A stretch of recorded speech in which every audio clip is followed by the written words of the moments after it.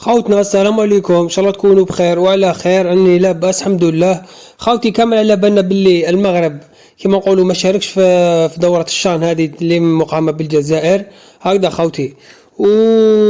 والكاف اعتبرت هذا الغياب كما نقولوا ماشي غياب فوق طاقتهم ولا اعتذار او كذا، اعتبره انسحاب لان كل المباريات احتسبت بأن كل الفرق أو المنتخبات اللي لعبت كونتر ضد المغرب تحصلت على نتيجة 3-0 وعلى 3 نقاط هكذا خوتي. تما ماشي زعما نقولوا المغرب لم تستطيع القدوم بأسباب سياسية أو كذا، هي اعتبرت انسحاب لأن كان خرج بيان رسمي من الكاف كما نقولوا تكلم في هذا الموضوع هكذا خوتي. تسمى لي ما على بالوش رانا قلنا له خاطر بزاف كانوا دايرين باللي ماشي انسحاب وكذا.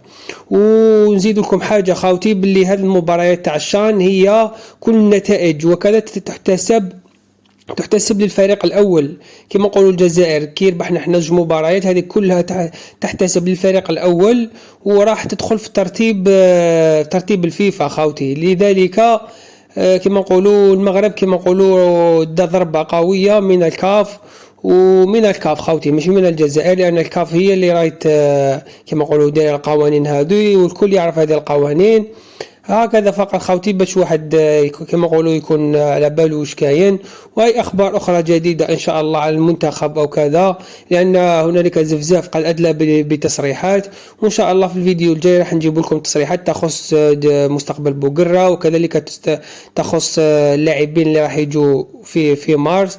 وان شاء الله الفيديو اللي راهو جاي ان شاء الله راح نحط لكم كل الاخبار. والسلام عليكم، وما تنساوناش خوتي بليجان تاعكم وتدعيم باش تكبر العائلة. والسلام عليكم ورحمة الله تعالى وبركاته.